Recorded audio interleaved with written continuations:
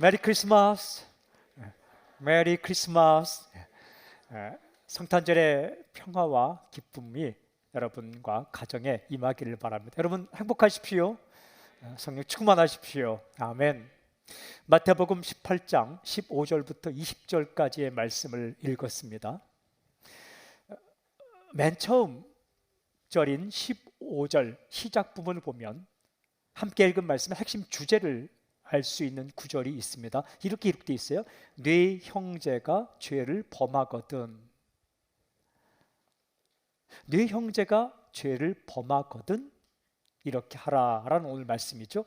이 구절을 잘 살펴보면 몇 가지 사실을 알 수가 있어요. 첫째 사실은 가까운 사람과의 관계에 대한 말씀이다. 네 형제라고 되어 있죠. 너의 가족, 너의 친구, 그리고 믿음의 형제들, 이 사람들과의 관계에 대한 말씀이에요. 두 번째는 상대방의 잘못에 대하여 말씀하시는 것입니다. 네 형제가 죄를 범하거든 이렇게 되어 있어요. 그러니까 뇌가 죄를 범하거든, 이건 분명해요. 회개해야 돼요. 내가 죄를 범하고 내가 잘못을 범했으면 회개하고 쏘리 해야 되는 거예요. 하지만 너와 가까운 사람 가운데 다른 사람이 너에게 잘못을 범했을 때 어떻게 할 것인가 라는 말씀이에요. 세 번째는 개인적인 관계에서의 잘못에 대해 하시는 말씀입니다. 개인과 개인에 대한 말씀이에요. 정확하게 번역을 하진 않았지만 있는 사본도 있고 없는 사본도 있는데 원문에 보면 너에게 라는 말이 있습니다. 에이스세. 그러니까 만일 너와 가까운 사람이 너에게 죄를 범했으면, 너에게 잘못을 했으면, 이런 말씀이죠. 그러니까 어떤 다른 사람이 개인적으로 당신에게 잘못을 범했을 때에 대한 말씀입니다. 여러분, 사회 내에서 공적으로 엄청난 죄를 범했다, 이것은 공공의 사회가 그 죄에 대해 처리를 해야 돼요. 하지만 개인의 관계 속에서 내게 잘못을 범했다, 어떻게 할 것인가. 네 번째는 관계가 깨어졌을 경우에 대하여 말씀하시는 겁니다. 상대방의 잘못을 인해서 관계가 깨어졌을 때 어떻게 할 것인가. 한마디로 이렇게 정의할 수 있습니다. 관계가 깨어졌을 때 어떻게 해야 하는가. 오늘 핵심 주제이고 설교 제목입니다. 어떻게 해야 될까요? 먼저 예수님은요, 우리가 잘 지내기를 원하십니다. 우리의 관계가 깨어지면 예수님의 마음이 아픕니다. 힘들어 하십니다. 우리가 힘든 것도 있지만 주님께서 마음 아파하고 힘들어 하시고 우리가 그 관계가 회복되길 원하신다. 마태는 이 관계 회복에 대한 예수님의 말씀을 정확하게 기억하여 우리에게 전해줍니다. 마태가 전해주는 예수님의 말씀을 묵상하며 우리는 주님의 메시지를 듣기로 하는 첫째 포인트입니다. 관계 회복을 위하여 네가 먼저 행동하라 라는 말씀이에요. 15절 말씀 제가 읽을게요. 네 형제가 죄를 범하거든 가서 너와 그 사람과만 상대하여 권고하라. 만일 들으면 네가 네 형제를 얻은 것이요. 이 말씀 유심히 살펴보면 굉장히 중요한 구절이 나옵니다. 가서. 무슨 말씀입니까? 네가 가라.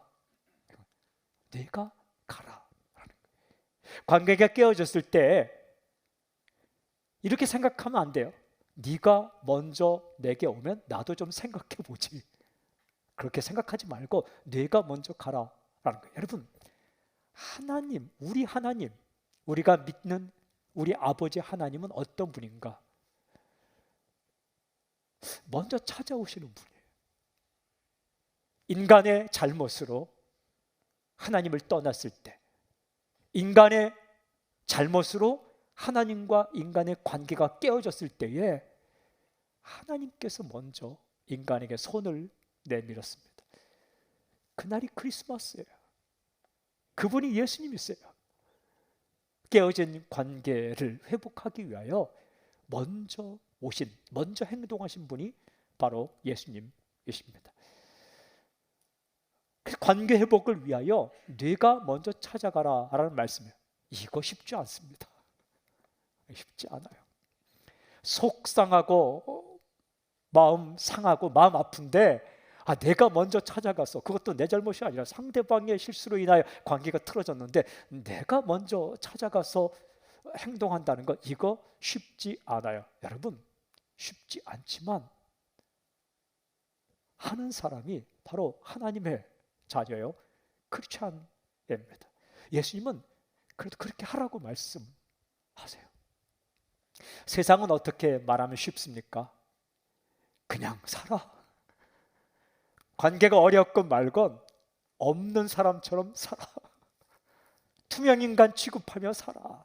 그게 속 편해 라고 말할 수 있겠지만 주님은 그렇게 말씀하지 않으세요. 가서, 여러분, 내가 먼저 찾아가는 게 용기입니다. 그게 바로 믿음입니다. 그것을 성경에서는 사랑이라 말씀하십니다. 먼저 이 땅으로 찾아오신 하나님의 아들, 그분의 행동을 사랑이라 말을 하죠. 대단한 용기가 필요해요. 먼저 찾아가라, 먼저 손을 내밀라, 먼저 말을 걸어라, 먼저 행동을 취하라 라고 말씀하세요. 그런 과정에 어떻게 할 것인가, 둘째 포인트입니다. 상대방의 인격을 무시하지 말고 존중하라 라고 말씀하세요. 다시 15절 말씀을 제가 읽을게요. 내 형제가 죄를 범하거든 가서 너와 그 사람 과만 상대하여 권고하라. 만일 들으면 네가 네 형제를 얻은 것이요. 이런 말씀이 있습니다. 가서 너와 그 사람 과만 상대하여 권고하라. 먼저는 그 사람 과만 이야기하라 라는 거예요. 상대방의 잘못을 동네방네 다 떠들고 다 퍼뜨리고 다 이야기해서 그 사람의 인격을 아주 무참하게 박살낸 다음에, 고개도 못 들게 한 다음에 일 처리하지 말고 먼저 그 사람을 찾아가서 비밀스럽게 1대1로 그 사람의 잘못에 대해서 이렇게 이야기하라라는 거예요. 무슨 말씀입니까? 상대방의 인격을 존중하라라는 말씀이에요. 상대방의 잘못에 대하여 말할 때에도, 정확하게 말할 때에도 중요한 것은 상대방의 인격을 짓밟지 말고 무시하지 말고 존중하라라는 말씀입니다. 그렇게 해야 잘못을 깨닫고 쏘리하고 관계가 회복되었을 때 정말 그 사람의 삶이 타격을 받지 않아요. 참 신기한 것은 깨어진 관계가 회복되었을 때에도, 잘못을 뉘우치고 돌아왔을 때에도 수많은 사람이 알면 그 사람이 살아가는 게 쉽지 않다는 거죠. 한 영혼이 그만큼 소중하기 때문이다라는 거예요. 그러니까 우리가 상담도 굉장히 잘 해야 돼요. 먼저는 상담을 하는 사람은 철저하게 그 내담자, 찾아온 사람의 비밀을 지켜줘야 돼요. 이거 내가 알았다, 동네방에 떠들면 안 돼. 또 한 가지는 내가 마음이 아파서 누군가에게 내 사정을 이야기할 때에도 정말 다른 내 가까운 사람의 흉허물을 이야기할 수 있기 때문에 굉장히 조심해서 해야 되는 부분입니다. 예수님은 이렇게 말씀하세요. 일단 사람들에게 알리기 전에 먼저 그 사람과만 이야기하라. 그래야 관계가 회복되었을 때 여러분, 이렇게 좋은 관계를 유지할 수 있다. 내가 먼저 찾아가고 그 사람과 1대1로 얘기했을 때 관계가 회복되었다. 이것만큼 좋은 거 없습니다. 이 정도만 돼도 좋은 거예요. 정말 이건 감사할 일이에요. 그런데 하지만 그렇게 했는데도 관계가 회복되지 않았다. 어떻게 할 것인가? 세 번째 포인트입니다. 혼자 힘으로 해결하기 어려울 때는 도움을 요청하라 라고 주께서 말씀하세요. 16절과 17절 전반부까지 말씀 제가 읽을게요. 만일 듣지 않거든 한두 사람을 데리고 가서 두세 증인의 입으로 말마다 확증하게 하라. 만일 그들의 말도 듣지 않거든 교회에 말하고. 개인적으로 1대1로 이야기했는데도 문제가, 관계가 해결되지 않을 때는 어떻게 할 것인가? 한두 사람을 데리고 가서 해결하라 라고 말씀하십니다. 싸우기 위해 데려가는 게 아니라 이 관계를 회복을 위해 데려가라 무슨 말씀입니까? 지혜 있는 사람의 도움을 요청하라라는 말씀이에요. 내 편으로 데리고 가서 수적으로 이기기 위해 데려가는 것이 아니라 제3자의 입장에서 정확하게 이야기해주고 그리고 관계 회복을 도와줄 아주 지혜로운 사람 한두 사람을 데려가라 라는 말씀이에요. 특별히 이것은 잘잘못을 따질 때에 정말 지혜 중에 지혜로운 데려갈 사람은 양편의 사건을 잘 알고 있는 사람, 증인이라고 말할 수 있죠. 또 하나는 정말 각자의 이야기를 객관적으로 잘 듣고 도움의 이야기를 할 수 있는 사람. 여러분, 싸움 붙이는 사람을 데려가면 안 돼요. 이 얘기 듣고 이 얘기 듣고 싸움 붙이면 안 되고 정말 지혜롭게 관계를 회복시킬 수 있는 사람, 영적 리더이든지 당신과 그 사람을 동시에 사랑하는 사람이든지 정말 애정이 있는 그런 사람에게, 정말 지혜로운 사람에게 부탁을 하라. 저는 우리 성도님들의 인생을 축복합니다. 다른 사람과 다른 사람의 관계를 회복시켜 주는데 도움이 될 수 있는 지혜로운 자가 당신이 되길 저는 선포합니다. 갔을 때는 철저하게 본 것, 아는 것만 이야기해야 되는 거죠. 덧붙이면 안 되는 거죠. 그래도 안 된다 이렇게 기록되어 있어요. 교회의 도움을 요청하라. 교회에게 말하고 라는 거예요. 교회의 중보기도를 요청하고 공동체가 이 한 개인과 개인의 관계 회복을 위하여 노력하라. 이 교회가 그런 문제에 대해서 그냥 무관심하면 안 된다라는 말씀입니다. 무슨 말씀입니까?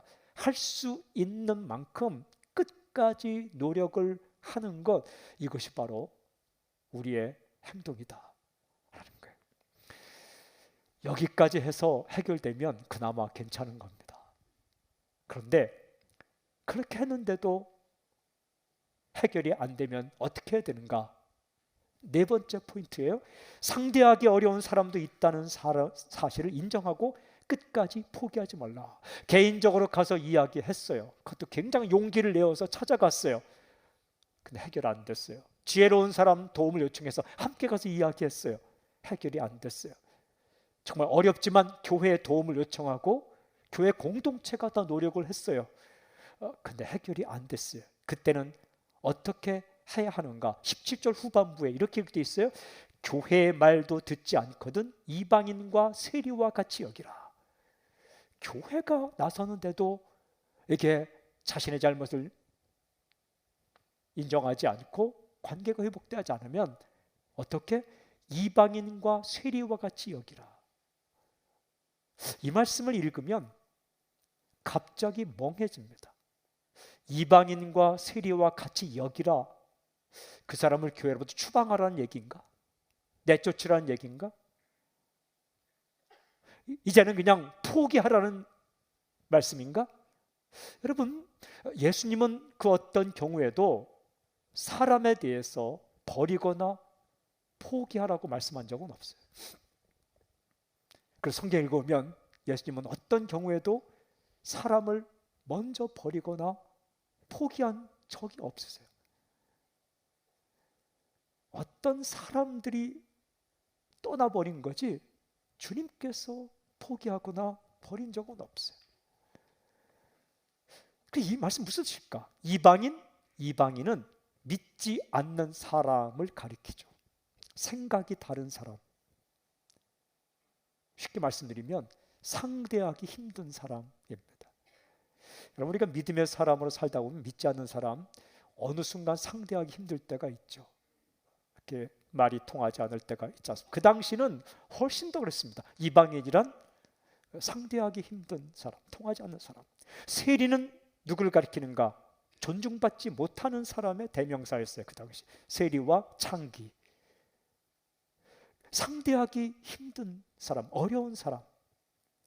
여러분, 이런 사람이 있다는 것을 인정하라는 거예요. 살다 보면 내 능력만으로 상대하기 힘든 사람들이 있습니다. 애쓰고 힘쓰고 하려고 하는데도 그 사람과의 관계가 회복되는 거 정말 어렵게 보이는 그런 사람을 만날 수가 있는 겁니다. 그런 사실을 인정하라는 거예요. 내가 하면 다 할 수 있어. 교만입니다.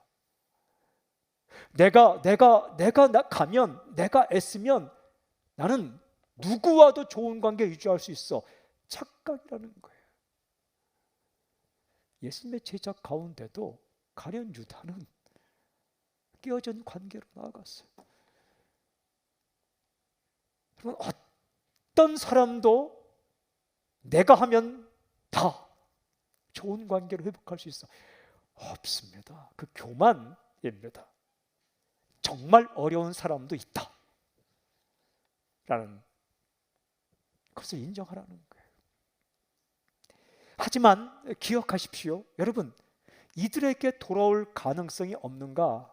돌아올 가능성이 있어요. 이 전도를 하다 보면 그렇게 애쓰고 힘쓰고 밥 사주고 집 날라주고 기도하고 했는데, 내가 전도할 때는 예수 믿지 않다가 시간이 흘러서 보니까 다른 사람을 통해 이 사람이 덜컥 예수 믿고 있는 거예요. 그런 경우를 볼 때가 있습니다. 그럼 어떻습니까? 속상합니까? 그래도 기뻐할 수 있길 바랍니다. 한쪽으로는 속상하지만, 내가 할 때 안 됐기 때문에 속상하지만 다른 사람을 통해서 됐으니까 감사하는 거죠. 사람과의 관계도 그럴 때가 있습니다. 내가 힘쓰고 애썼는데 되지 않다가 어느 순간 세월이 흘렀는데 만났는데 자연스럽게 또 관계 회복이 될 가능성도 있는 거죠. 지금 되지 않았다고 내가 할 수 없다고 전혀 불가능한 것은 아닙니다. 어려운 사람이구나, 내 능력의 한계를 벗어났구나 라고 인정할 수 있어야 돼요. 그때 겸손할 수 있어요. 내 능력으로 할 수 없는 부분이 있구나, 주님 앞에 엎어질 수 있는 거죠. 그러나 포기하지 말고 주님께 맡기세요. 왜? 주님은 하실 수 있기 때문에 그렇습니다. 나의 능력만으로 할 수 없는 그런 경지까지 갔을 때는 어떻게 할 것인가? 바로 5번째 포인트예요. 기도하라. 이 말씀의 본문 구조가 바로 그 다음에 깨어진 관계 회복에 대해 말씀하시면서 클라이막스에서 이방인과 세리와 같은 사람을 만났을 때, 내 능력으로 할 수 없을 때 바로 그때 어떻게 할 것인가, 바로 이어지는 말씀이 18절 말씀이에요. 이렇게 말씀하십니다. 진실로 너희에게 이르노니 무엇이든지 너희가 땅에서 매면 하늘에서도 매일 것이요 무엇이든지 땅에서 풀면 하늘에서도 풀리리라. 무엇이든지 너희가 땅에서 매면 하늘에서도 매이고 땅에서 풀면 하늘에서도 풀리리라. 크리스찬들에게 엄청난 권세를 주셨는데, 그 권세가 뭐예요? 매고 푸는 권세를 주셨다. 매고 푸는 권세. 다시 말하면 닫고 잠그고 여는 권세. 이 권세를 마태복음 16장에서는 열쇠의 권세다 그래요. 열쇠. 천국의 열쇠를 크리스찬에게 주었다. 천국을 열고 닫는 그런 권세를 크리스찬에 주었다. 그 권세를 사용해서 관계 회복을 하라. 이 마태복음을 읽어오면 하나님의 사람에게 주신 천국 열쇠, 즉 천국의 권세는 2가지로 나옵니다. 하나는 천국을 알려주는 권세고 다른 하나는 기도의 권세입니다. 우리가 이미 읽었던 마태복음 16장에 보면 교회에 대해서 말씀하시면서 교회에게 주신 권세가 무엇인가? 천국을 열고 닫는다. 즉 천국을 알려주는 권세를 주셨다라고 말씀하셨어요. 베드로가 예수님을 향해 신앙 고백했을 때에 주님께서 정말 기뻐서 교회를 세우겠다. 교회에 주신 권세, 음부, 지옥의 권세가 교회를 무너뜨리지 못한다. 그래서 교회에게 어떤 권세를 주셨는가? 천국을 알려주는 권세를 주셨다라고 말씀할 때, 너희가 매면 하늘에서 매일 것이고 풀면 풀리리라. 즉 천국을 잘 설명해 주는 권세, 전해 주는 권세를 주셨다. 이게 첫 번째 권세고, 오늘 이 말씀에서는 기도의 권세를 말씀하십니다. 바로 이어지는 19절 20절 이렇게 말씀하세요. 진실로 다시 너에게 이르노니 너희 중에 두 사람이 땅에서 합심하여 무엇인지 구하면 하늘에 계신 내 아버지께서 그들을 위하여 이루게 하시리라. 두세 사람이 내 이름으로 모인 곳에는 나도 그들 중에 있느니라. 이 말씀 유심히 살펴보면 굉장히 중요한 단어가 나옵니다. 구하면. 아이테손타이, 이것은 기도하면이라는 뜻이에요. 기도하면.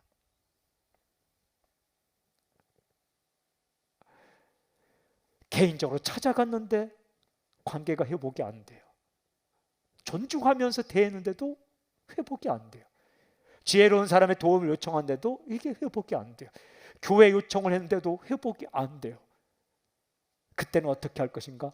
내 능력으로 내가 바꿀 수 없는 사람도 있구나 인정하고, 하나님께서 나에게 주신 권세, 그 천국의 권세를 사용하라. 그것이 바로 기도의 권세. 기도하면 어떻게 말씀하십니까? 이렇게 기록되어 있습니다. 하늘에 계신 내 아버지께서 그들을 위하여 이루게 하시리라. 이루어 주시리라. 기도하면 이루어 주시겠다라는 겁니다. 여러분, 사람 마음 사람이 못 바꿉니다. 그냥 한마디 했는데 바꾼다. 그건 은혜 가운데 은혜예요. 한두 사람이 가서 얘기했는데 사람 마음 바꾸서 화해했다. 여러분, 기적 중에 기적입니다. 교회가 좀 이렇게 나서서 중재했더니 해결되었다. 이야, 이건 정말 간증거리 중에 간증거리예요. 그런데 그렇게 애썼는데도 되지 않는 경우가 있을 때는 어떻게 할 것인가? 그냥 포기하고 그냥 살 것인가? 그러지 말고 그때 사람의 마음을 움직이신 하나님, 그 하나님께 기도하라. 이렇게 기도하면, 생각하면 내가 움직이고, 기도하면 하나님께서 움직이십니다. 참 신기해요. 관계가 깨어지고 마음이 아플 때 기도 안 하고 있으면 정말 밉게 보여요. 도저히 용납하기 힘들어요. 근데 기도하면 용납하라, 찾아가라. 그래. 고개 들면 가기 싫어요. 기도하면 네가 먼저 가라. 기도 안 하면 보면 꼴 보기도 싫어요. 비슷하게 생긴 사람만 봐도 싫어요. 목소리만 닮아도 싫어요. 성만 같아도 싫어요. 싫은 거 어떻게 해요? 이거 인정해야 돼요. 나는 절대로 내게 잘못한 사람 믿지도 않고 싫지도 않아. 빨리 나가세요. 그러면 없어요. 싫은 거 어떻게? 그러나 기도하면,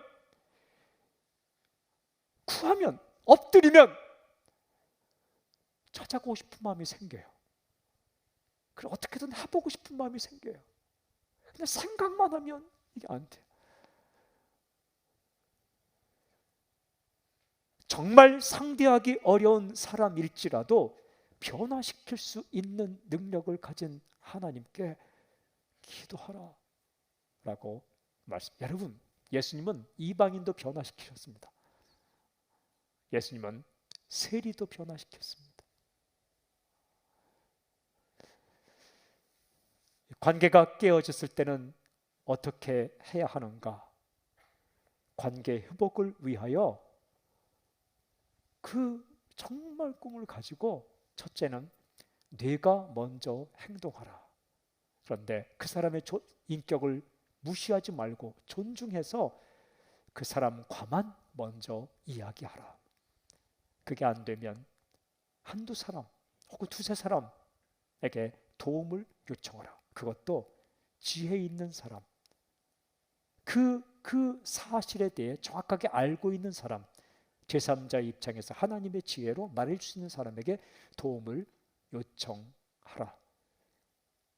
그게 되지 않으면 교회적으로 이렇게 도움을 요청하고 교회가 중재에 나서라.